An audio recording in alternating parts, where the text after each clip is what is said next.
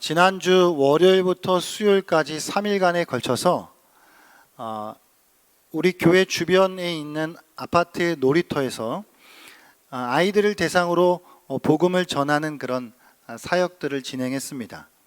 어린이 전도협회라고 하는 그 아이들에게 복음을 전하는 70년 정도 된 미국에서 이제 생기게 된 단체인데 한국 지부가 이제 있는 것이죠. 그곳에서 이제 진행하는 전도 프로그램 중 하나인 3일 클럽이라고 하는 그 프로그램을 이제 저희 교회 집사님께서 이제 그곳에 또 이제 속해 계셔서 저희 교회에서 이제 진행을 했었습니다. 전도협회에서 한 3분 정도, 4분 정도가 이제 한 조를 이루어서 한 팀이 되어 그동안 그들이 배우고 훈련했었던 복음에 대한 부분들을 이제 현장으로 나가서 실제로 사람들을 만나고 아이들을 만나서 복음을 전하는 그런 일들을 이제 하는 것입니다. 몇 주 전에 저희 이제 그 전도협회에 속해 있는 우리 집사님께서 저에게 이제 찾아오셔서 3일 클럽을 이제 우리 교회에서 진행해도 괜찮겠냐라고 그렇게 제안을 해 주셨습니다. 그러니까 집사님의 이야기를 들으면서 제가 이제 두 가지 생각이 이제 들었었는데, 한 가지 생각은 그렇지, 복음을 또 전하고 우리 교회를 위해서 또 전도협회에서 이런 일들을 이제 해주신다고 하니까 참 감사한 일이다 라는 또 생각이 이제 있었고, 다른 한편으로는 오늘날 요즘 애들한테 저렇게 또 복음 전한다 그래서 애들이 모일까? 애들이 와서 그 말씀을 들을까? 라는 좀 이렇게 반신반의하는 그런 어떤 이제 마음, 이제 그런 두 가지의 생각이 이제 들었습니다. 그렇지만 그런 저의 생각은 매우 쓸데없는 걱정이었습니다. 제 예상보다 전도 현장에는 많은 아이들이 모여서 복음 이야기에 귀를 기울이고 있었던 것입니다.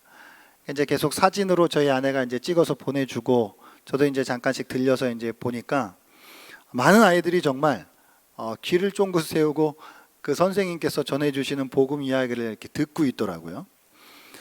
그래서 참, 그걸 목사가 돼가지고 그런 걱정이나 하고 있는 제 자신이 참으로 부끄러워졌습니다. 그런데 이게 첫째 날이 지나고 둘째 날이 되어서 갑자기 들리는 소식이 하나 있었습니다.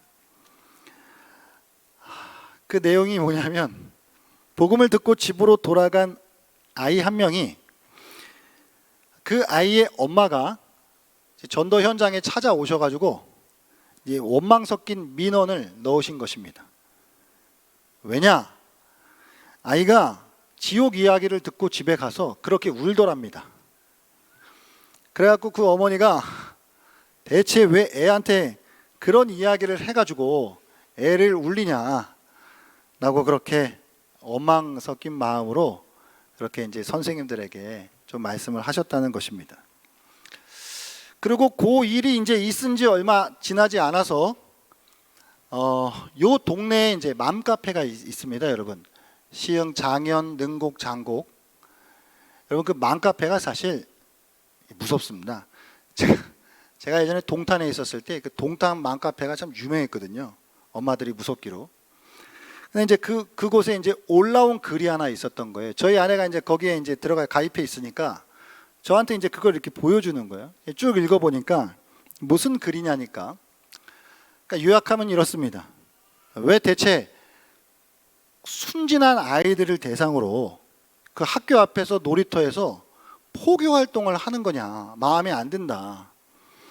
아이들이 거절하지도 못하는 애들, 착하고 순진한 애들, 요즘 애들 뭐 착하고 순진한지 잘 모르겠지만 그런 애들한테 왜 그런 포교 활동을 이렇게 해서 애들이 거절도 하지 못하고 이렇게 좀 안 했으면 좋겠다.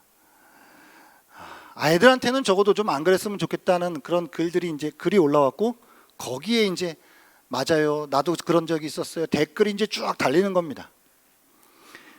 이제 그걸 딱 읽는 순간 이제 머릿속에 드는 생각이 여러 가지 생각이 들었는데,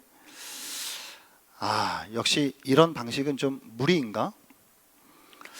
이런 방식은 오히려 기독교에 대한 이미지에 해가 되는 것일까? 이런 이제 생각이 머릿속을 이제 사로잡기 시작했습니다. 그렇게 고민을 계속했어요. 이제 머리가 아픈 거예요. 그렇게 고민을 계속하다가 문득 한 가지 생각이 더 들었습니다. 무슨 생각이냐면, 아니 그렇다면 대체 교회는 불신자들에게 복음을 어떻게 전할 수 있다는 말이지? 교회가 복음을 전하는 사명을 가지고 있는 것인데 그럼 복음은 어떻게 전해야 되는 거야? 저 스스로한테 질문을 하는 거예요. 무슨 방법이 있는 것일까? 라는 그런 질문이었던 것이죠. 사실 전도협회 선생님들이 복음을 복음대로 전하였던 거예요. 뭐 애들 협박했던 것도 아니고 뭐 나쁜 짓을 한 것도 아닙니다. 복음을 복음대로 전하였을 뿐이고 아이들은 그 복음을 듣고 저 나름대로의 반응을 한 것뿐이었습니다. 근데 참 교회가 이런 일을 이렇게 하다가 그럼 부모들이 이렇게 항의를 하게 되면은 그런 항의가 조금이라도 이렇게 들어오면 그냥 그러면 교회는 무조건 그냥 물러가야 하는 것이 맞는 것일까? 이런 생각이었습니다. 그래서 교회는 그냥 교회 안에만 머물고 전도라고 한다면 그냥 관계 전도의 방식으로만 전도를 해야 하는 것이 그게 맞는 것일까? 라는 그런 여러 가지 생각들이 머릿속을 복잡하게 했습니다. 머리가 이제 아팠어요. 머리가 막 이제 아픈 가운데 저에게 한 줄기 빛을 주는 그런 뉴스가 들려왔습니다. 지난 한 주 동안 일어난 교권 침해에 대한 그런 뉴스들이었습니다. 6학년 제자에게 교실에서 폭행당한 선생님, 서울 한 초등학교 교실에서 극단적 선택을 했던 23살짜리 2년차 1학년 담임 선생님. 뉴스를 들으면서요. 이게 뭐 그전에도 사실 교권 침해에 대한 뭐 소식들 많이 듣긴 했지만은 이번에도 참 이게 너무 어이가 없다. 임금과 스승과 아버지는 하나라는 그 옛날 군사부 일체라는 그런 거창한 말까지는 아니더라도 적어도 사람이 지켜야 할 최소한의 선은 있는 게 아닌가? 라는 생각이었습니다. 도대체 어쩌다 이렇게 이 지경이 되어버린 것일까? 라는 그런 또 생각도 들었습니다. 해당 부모님들의 반응이 더 가관이었습니다. 자기 자식들은 그럴 만한 이유가 있었다는 것입니다. 오히려 자기 자식이 피해자였다라는 그런 식이었습니다. 요즘 정치 뉴스나 사회 뉴스 같은 거 듣다 보면요, 제가 화병 생길 것 같아요. 이렇게.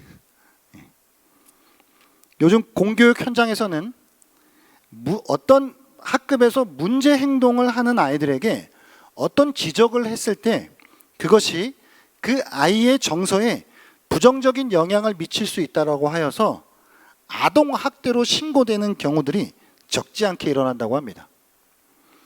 이게 현실적으로 교사는 을이 되고 학생이 갑이 되는 그런 실정입니다. 그래서 결국 교사들은요, 자포자기하는 상태가 되는 것이죠. 그러니까 누가 떠들어도 뭐 안 좋은 행동을 해도 수업을 방해해도 그냥 나는 아무 말도 하지 않겠다. 그냥 나는 내 할 일 하겠다. 라고 그렇게 선생님들이 마음을 먹을 수밖에 없는 상황들이 펼쳐진다는 거예요. 아이들이 잘못된 길을 가도 그 누구 하나 바른 얘기를 할 수가 없는 세상이 되어져 가고 있습니다. 여러분, 이 반대로요, 지금 지적만 하는 게 문제가 아니라 어떤 경우에는 칭찬과 격려도 문제가 돼요. 그러니까 차별받지 않을 권리를 주장하면서요, 교사가 어떤 아이를 정당하게 칭찬하거나 격려하면 다른 아이들이 상대적인 박탈감을 느낀다라고 해서 그것도 문제를 삼는 거예요. 세상, 그러면 선생님이 도대체 어떻게 해야 되는 거예요? 지적해도 뭐라 그래, 칭찬해도 뭐라 그래. 저는 오늘날 자녀 교육에 있어서 나타나고 있는 또 하나의 우상이라는 것이 이 정서라는 것이 우상이라고 그렇게 생각합니다. 내 아이의 정서, 물론 아이가 성장기에 좋은 정서가 발달하고 좋은 정서가 형성되는 거 그거 참 중요합니다. 그러나 어떤 부모님들 같은 경우에는 내 아이의 정서에 조금이나마 흠이 된다고 생각이 되거나 조금이라도 해가 된다고 생각한다면 그거는 선생님이 됐든 뭐가 됐든 조금도 허용할 수 없다는 그런 식의 태도를 보여주고 있는 게 문제인 것이죠. 이게 2010년대 이후에 학생 인권 조례라고 하는 걸 통해서 물론 여러분 우리 아이들의 인권이 높아진 그런 좋은 부분들이 있습니다. 여러분 앉아 계신 분들 거의 대부분 학교 다니시면서 많이 맞아보셨잖아요.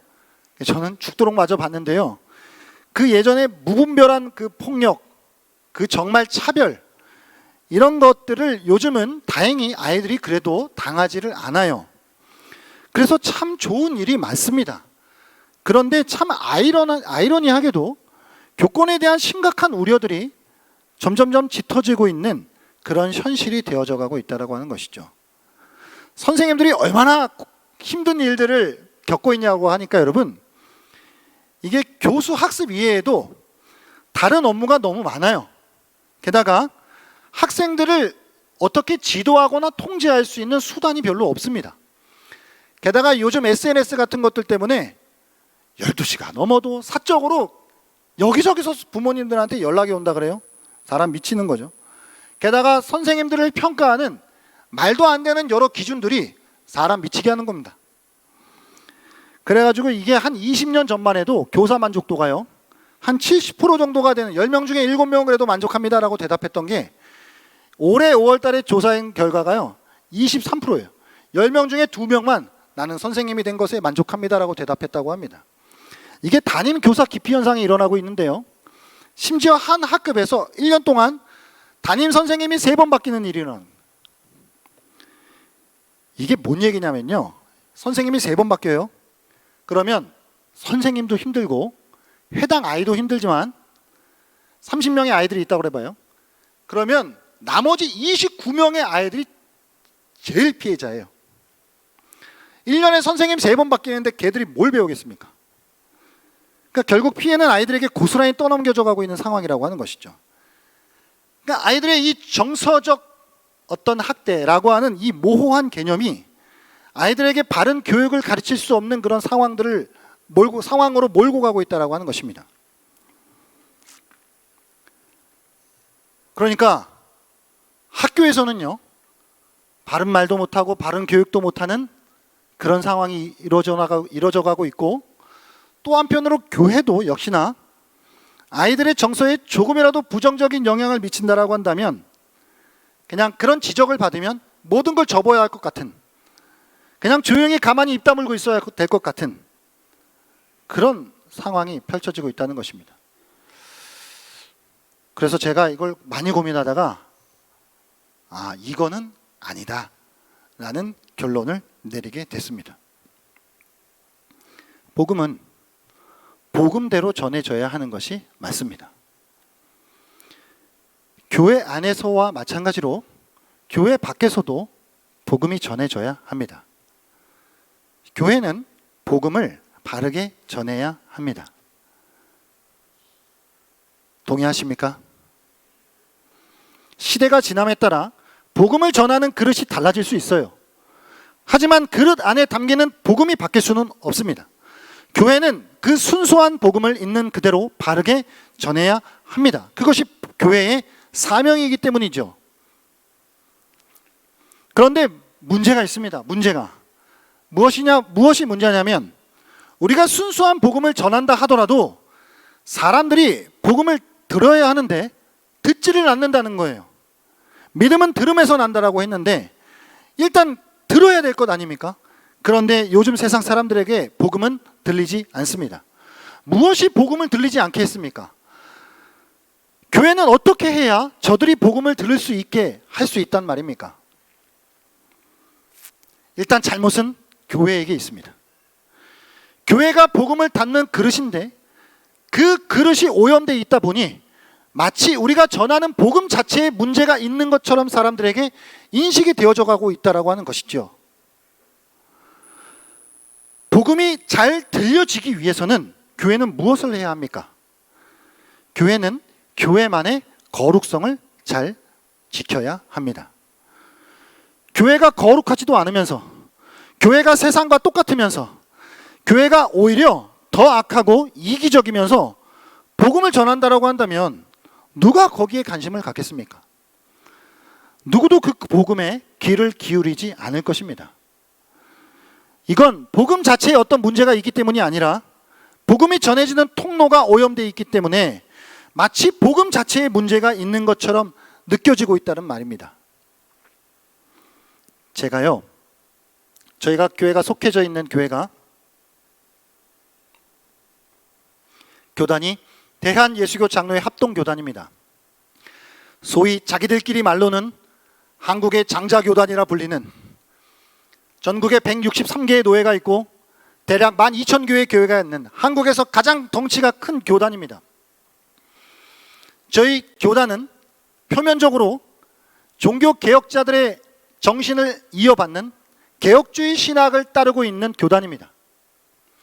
저는 총신대학교 신학대학원에 입학해서 하나님 앞에 감사한 것이 두 가지가 있었는데, 내가 예수 믿고 구원받은 것과 내가 개혁주의 신학을 만난 것, 이 두 가지가 저는 너무나도 감사했습니다. 그래서 저는 지금도 제 양심의 손을 얹고, 물론 팔이 안으로 굽혀지는 것이 자연스러운 일이지만 저는 자랑스럽게 이 땅에 존재하는 그 어떠한 신학 중에서도 개혁주의 신학이 가장 성경에 부합하고 가장 건강하다라고 하는 것을 자신 있게 말할 수 있습니다. 그런데 문제는 총회를 가보면 여기가 시장인가 세상인가, 여기가 교회인가, 왜 목사님들이 이렇게 욕심이 많고 왜 총회에서 선거를 하는데 돈이 오가고 있는 것이지? 세상에서도 적어도 이러지 않는 것을 왜 총회에서는 이러고 있는 것이지? 대한민국의 장자교단이라고 불리는 합동교단에서 왜 이 모양 이 꼴로 타락하고 있는 것이지? 제가 더 열이 받는 건 제가 잘하고 있다는 이야기가 아닙니다. 내가 사랑하는 이 신학, 내가 정말 자랑스럽게 여기고 있는 이 개혁주의 신학, 말로는 이것을 외치고 있고 우리는 이 신학을 따라가고 있다라고 말하는데, 실제로 교회의 현실 속에서는, 총회 현장에서는 그 신학은 온데간데 없고 그냥 사람의 생각이 난무하고 있는 그런 모습들이 진짜 화병에 걸릴 것 같은.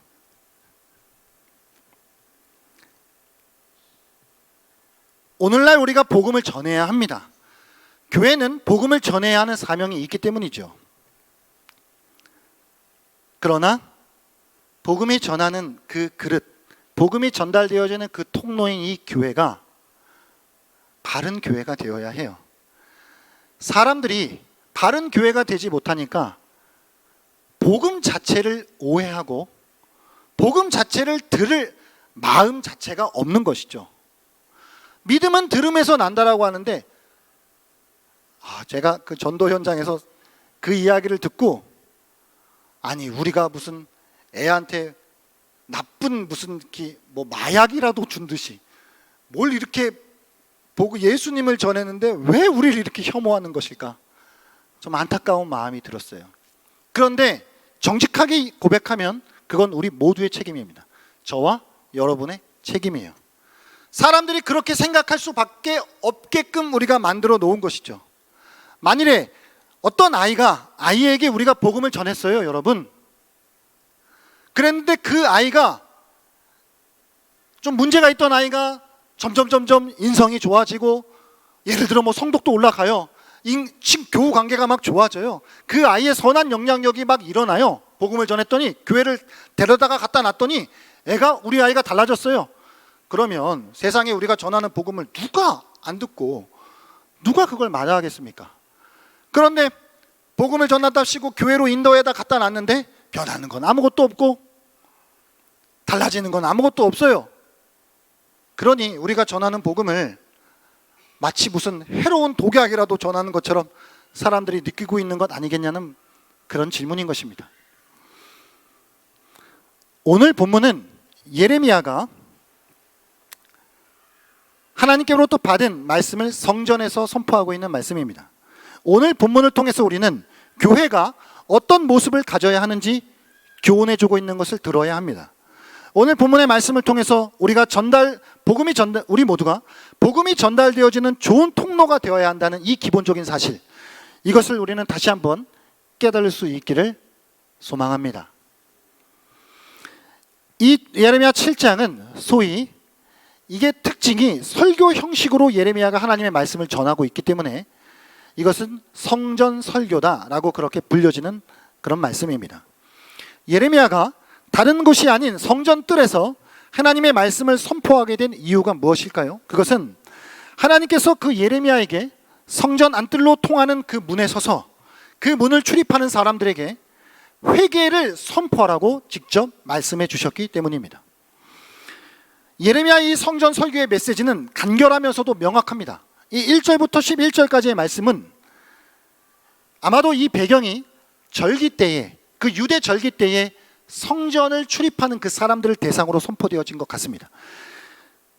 이 내용은 간단하고 심플합니다. 단순히 절기를 지키기 위하여서 성전으로 드나드는 그 행위가 참된 예배를 대신할 수 없다는 것입니다.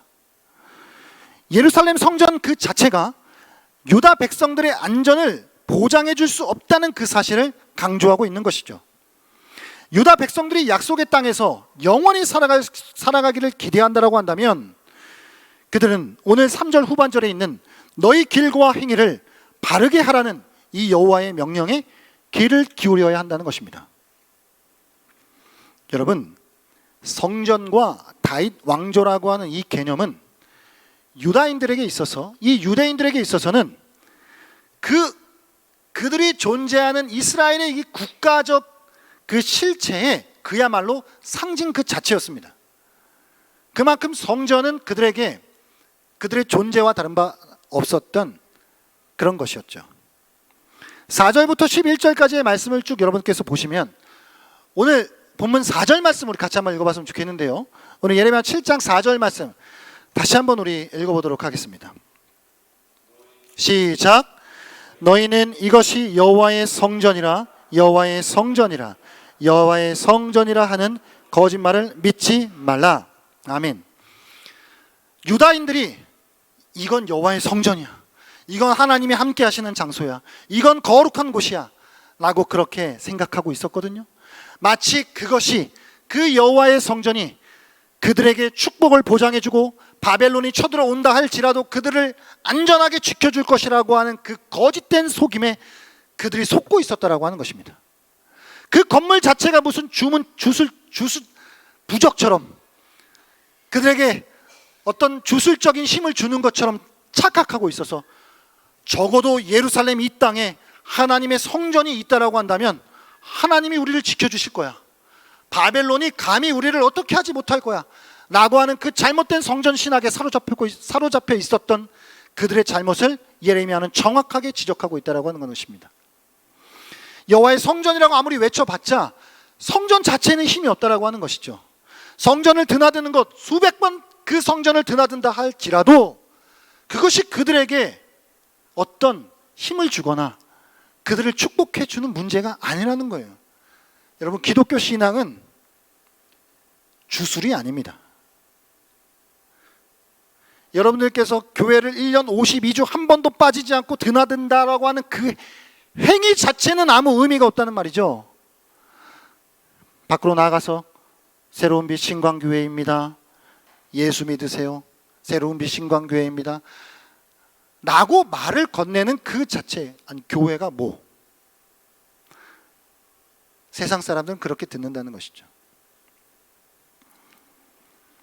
유다 사람들이 성전에 예배하러 모여들고 있지만 오히려 그들의 일상생활 속에서는 오히려 사회적 약자들을 약탈하고 죄 없는 사람의 목숨을 빼앗고 불의를 저지르고 있는 그들의 모습들, 그것은 결국 신앙적으로 우상을 섬기고 있는 것이고 다른 신을 쫓고 있는 일, 스스로를 해치고 있는 일과 같다라는 것을 지적하고 있습니다. 유다인들은 그저 성전에서 예배하기만 한다라고 한다면 일상생활에서 비록 의롭지 못한다 할지라도 아무 문제가 없다는 식의 잘못된 성전 신학에 사로잡혀 있었던 것입니다.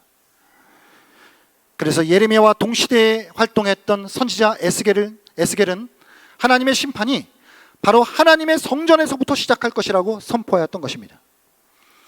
너무나도 모순되게 역설적으로 예레미야는 종교의 가장 중요한 수단인 이 하나님의 거룩한 성전이 오히려 그 백성들의 현실적인 영적 각성을 방해하는 최대의 장애물이다 라고 하는 것을 말해주고 있다고 하는 것입니다. 성전이 그들의 영적 각성을 도와주는 것이 되어야 하는데 오히려 성전 자체에 잘못된 성전 신학에 사로잡혀 있으니 그것이 그들을 깨우치는 일에 방해를 주고 있는 거예요. 그것의 장애물 역할을 하고 있었다라고 하는 것이죠. 유다의 백성들이 빠져든 이 거짓된 사상은 예루살렘의 성전이 존재한다는 그 사실 자체가 전쟁의 때에 그들의 안위와 방어를 보장해 줄 것이다라고 하는 이 잘못된 신념으로부터 생겨나게 된 것입니다. 그래서 하나님 무엇을 명령하고 있습니까? 단지 성전 문 드나드는 거 아니고 그게 하나님께서 받으시는 예배가 아니고 더욱 중요한 것은 5절부터 이제 쭉 말씀해 주고 있는 것인데 길과 행위를 바르게 하라라고 하는 것입니다. 여러분 오늘 5절 말씀 한번 읽어보도록 하겠습니다. 시작. 너희가 만일 길과 행위를 참으로 바르게 하여 이웃들 사이에 정의를 행하며 그랬어요. 그러니까 정말 하나님이 받으시는 예배는 문 왔다 갔다 하는 거 아니고 길과 행위를 바르게 하는 것이 하나님께서 받으시는 예배다 라고 그렇게 선포하고 있는 것이죠. 길과 행위는 그들의 생활 태도와 방식을 말하는 것입니다. 그것 가운데 잘못된 것을 바로 잡아야 한다는 것이죠. 예레미야는 예배하러 성전에 몰려드는 사람들에게 약속의 땅에서 계속 살려고 한다면 일상생활을 올바르게 살아야 한다고 외치고 있는 것입니다. 그리하여서 성전 예배 이전에 그들의 일상에서 어떻게 살아갔느냐라고 하는 것이 오히려 그들이 이 약속의 땅에서 살 수 있느냐 살 수 없느냐라고 하는 문제를 판가름하는 기준이 된다라고 말씀하고 있다는 것입니다. 그렇다면 길과 행위를 바르게 잡는 구체적인 지침들은 무엇입니까? 심플합니다. 단순해요. 그것을 요약하면 이렇습니다. 이웃들 사이에 정의를 행하는 것, 이방인과 고아와 과부를 압제하지 않는 것, 무죄한 자의 피를 흘리지 않는 것, 다른 신들을 쫓지 않는 것입니다. 단순해요. 이거예요. 이게 길과 행위를 바르게 하는 것입니다. 그러나 유다 백성들은 어떻게 살아가고 있었다는 것이죠? 그와 반대로 이웃들 사이에서 정의를 행하지 아니하고 이방인과 고아와 과부를 압제하고 있었고 무죄한 자들의 피를 흘리고 있었다는 것이죠. 그리고 다른 신들을 쫓아가고 있으면서 몸은 여호와의 성전에 들어와 있으니 모든 것이 괜찮다라고 스스로를 속이고 있었다는 것입니다. 하나님께서 중요하게 여기시는 것은 예배 자체가 아니라 예배하러 오는 그 사람들이라는 것입니다. 그들이 예배하기 전 그리고 예배하고 난 그 후 삶의 터전에서 하나님의 뜻을 얼마나 실천하고 살아가고 있느냐라고 하는 것이 핵심이다라고 하는 걸 말씀해 주고 있다는 것이죠.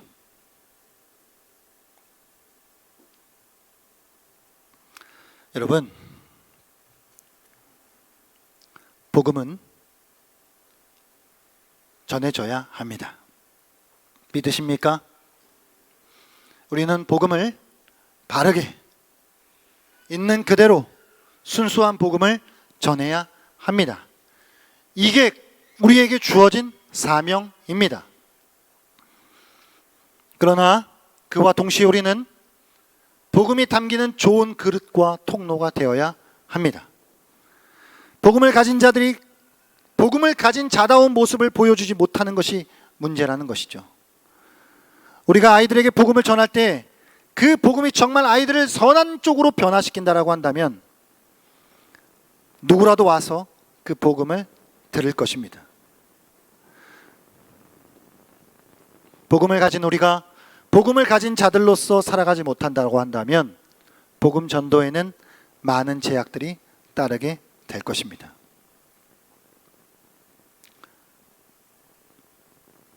복음 전도의 사명을 감당할 수 있기를 바랍니다.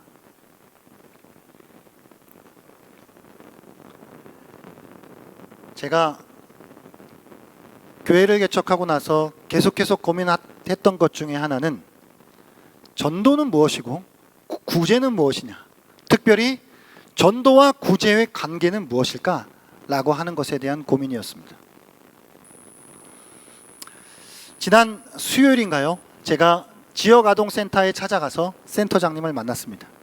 그래서 이 옆에 있는 교회인데요, 우리가 혹시나 지역아동센터에 도움을 드릴 만한 것이 있는지 여쭤보고자 이렇게 찾아왔습니다.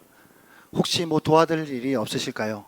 라고 그렇게 이야기를 했습니다. 그렇게 이야기를 하다가 이제 센터장님이 이런 걱정을 하시는 거예요. 이제 교회가 시작한 지 한 7개월 정도 됐다라고 하니까 개척 교회는 돈이 없을 텐데 어떻게 이런 일을 하실 생각을 하셨냐고. 그래서 제가 그랬습니다. 돈이 있어서 하는 건 아니고 하고 싶어서 하는 것이고 해야 하기 때문에 하는 것입니다. 라고 그렇게 말씀드렸습니다. 그러니까 센터장님 눈시울이 붉어지시더라고요. 우리가 지역사회의 어려운 이들을 돌아보고 그들에게 도움의 손길을 뻗어내는 구제의 사역은 또 다른 교회의 사역입니다. 사명입니다. 교회는 그 일도 해야 하고 복음 전도의 사명도 해야 합니다.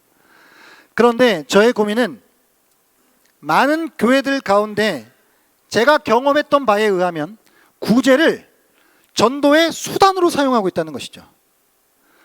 그러나 저는 아직까지는 전혀 흔들림 없는 저의 확신, 구제는 전도의 수단이 아닙니다. 제가 앞으로 어떻게 변해갈지는 모르겠지만 적어도 지금까지는 구제는 전도의 수단이 아닙니다. 이 말 무슨 말입니까?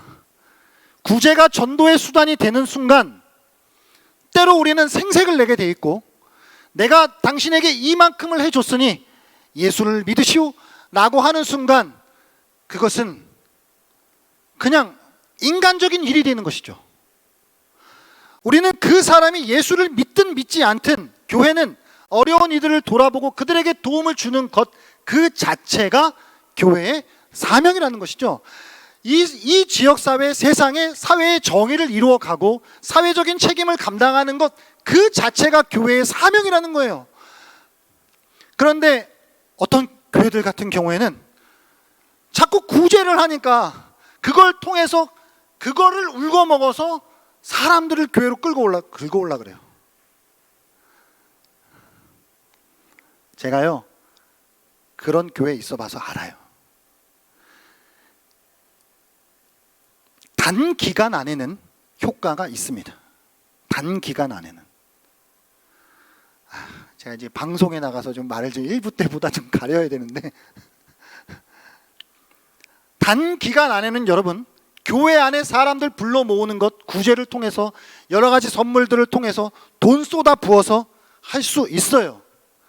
가까운 데에도 있어요, 여러분. 제가 그 이야기 들으면서 정말 저렇게까지 해야 되나? 어느 교회 담임 목사님이 그랬답니다. 부교육자들에게. 수단을 가리지 말고 시체라도 데리고 와라. 그래서 그 교회가 전도를 막 진짜 공격적으로 하는데 민원을 그냥 이렇게 불신자들에게 민원을 듣는 게 아니라 교회한테 민원을 듣는데요. 막 하도 막 교회 앞에까지 와갖고 막 전도하고 막 그러니까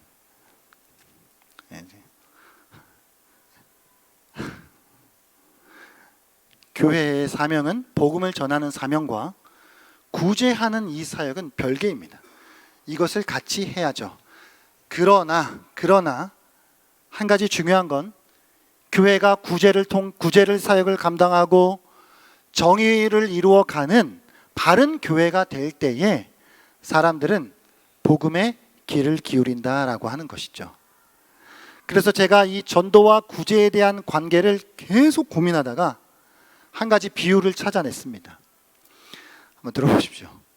전도와 구제는 운전면허 시험이 아니에요. 운전면허 시험 보셨죠? 필기 시험 봐야 되고요. 제가 부끄럽지만 한 번 떨어졌습니다. 70점 만점에 68점 맞아가지고 떨어졌는데, 필기를 통과해야 기능을 볼 수 있고 기능을 통과해야 도로 주행을 볼 수 있습니다. 그러니까 도로 주행이 목적인데 도로 주행을 보기 위해선 필기 시험을 봐야 돼요. 기능 시험을 봐야 됩니다. 그러나 구제는 전도를 하기 위해서 구제를 하는 게 아니에요. 복음 전도를 잘 하기 위해서 구제와 사회 정의를 이루는 것이 아니라고요. 오히려 전도와 구제는 공무원 시험에 가깝습니다. 공무원 시험 과목을 제가 찾아보니까 국어, 영어, 한국사, 구국공무원, 국어, 영어, 한국사, 행정법, 총론, 행정학개론 5과목인데 이 중에 하나라도 과락하면 탈락이에요. 전도와 구제의 사명은 이와 같다는 것이죠. 전도는 전도대로 해야 하고 구제는 구제대로 해야 하고, 사회적 정의를 이루어가는 것, 사회적인 책임을 이루어가는 것, 바른 교회가 되어가는 것은 그대로 해야 합니다. 그런데 어떤 한 부분에서 과목에서 자꾸 성적이 안 나오니까 다른 과목에서 아무리 잘해도 그게 어떤 의미를 못 찾는 거예요. 오늘 말씀을 정리합니다. 중요한 것은 여러분, 바른 복음을 가진 자들로서 우리는 복음을 바르게 전해야 하는 사명이 있다는 것입니다. 또한 복음을 바르게 전하기 위해선 바른 교회가 되어야 세상 사람들이 복음의 귀를 기울일 수 있다는 것입니다. 제가 이번 설교를 준비하면서 깨진 부분이 있어요. 어떤 부분이 깨졌냐면, 그동안 한국교회가 세상으로부터 하도 손가락질을 당하고 욕을 먹으니까 제 안에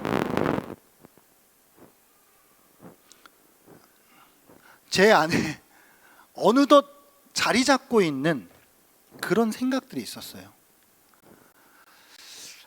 세상 사람들에게 이렇게 복음을 전하면 저 사람들이 되게 불편해하면 그 불편한 방법은 좀 피해야 하겠다. 세상 사람들에게 어떤 좀 뭔가 마음을 좀 어렵게 하면 교회는 그런 부정적인 이미지를 주지 말아야 되겠다. 그러니까 이런 생각이 너무 저한테 사로잡혀 있다 보니까 많은 경우에 할 수 있는 것이 제한돼요. 물론 억압적으로 하고 막 상식도 무시한 채 그렇게 하라는 이야기가 아니죠.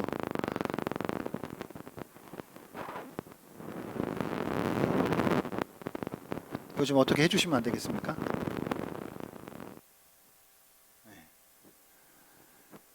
네, 그렇습니다. 네. 어디까지 했죠? 예. 복음을 우리가 완전 흐름이 깨졌는데, 복음을 전하는데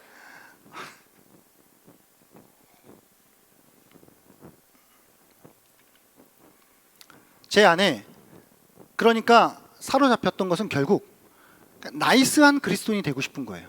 사람들로부터 별로 욕도 듣고 싶지 않고 그냥 사람들로부터 그냥 좋은 모습을 비춰주고 싶은, 그러다 보니 사람들에게 복음을 순수하게 전해야 하는데 많은 경우에 망설이고 있어요. 이렇게 해야 하는데 이건 또 저 사람에게 좀 불편을 주는 것은 아닐까? 그러다 보니 이것도 못하고 저것도 못하는 그런 상황 속에 빠져 있었다라고 하는 제 자신을 발견하게 되었던 것이죠. 그래서 제가 어린이 전도협회 3위 클럽을 생각하면서 잘하고 있다, 계속해라. 물론 민원 들어오고 어떤 경우에는 경찰까지 동원된대요. 그런 경우에는 우리가 또 지혜롭게 또 피하고 또 잠시 좀 중단하고 해야죠. 그러나 그게 무서워서 아예 전도하는 것 자체를 그냥 안 한다든가, 그러면 이건 우리가 스스로 마귀에게 속고 있는 것이다. 정서적 아동 학대라는 게 도대체 무엇입니까? 아이들에게 좋은 것을 우리가 전해줘야 하죠. 전해야 하는 사명이 있는 것입니다. 그와 동시에 비록 우리가 바른 교회가 되기 위해 내가 정말 정의롭고 정직하고 세상 사람들이 인정할 만한 그런 그리스도인이 되기 위해서도 동시에 노력해야 할 것입니다. 그러나 어느새 되실 거예요. 100점 만점에 100점 언제 돼요? 죽을 때까지 못 되잖아요. 그럼 나는 100점 그리스도인이 된 다음에 복음을 전할게요 하면은 죽을 때까지 복음 못 전하다가 그냥 가는 거예요. 그러니까 그 일은 그 일대로 하고 100점 그리스도인이 되기 위해서 노력하는 부분은 노력하는 대로 하고, 또 한편으로는 복음을 전하는 사명이 있으니 복음을 전하는 사명은 또 하고, 이렇게 해야 하는 것이 우리에게 주어진 길이다 라고 하는 말씀입니다. 우리가 이 땅 가운데 하나님께서 교회를 세우신 그 사명과 목적이 무엇인지를 바르게 알아 바른 복음을 전하고 바른 교회로 세워짐으로 말미암아 한 영혼이라도 더 주님께로 인도하는 일에 귀하게 쓰임받을 수 있는 저와 여러분, 우리 교회가 될 수 있기를 주의 이름으로 축복합니다.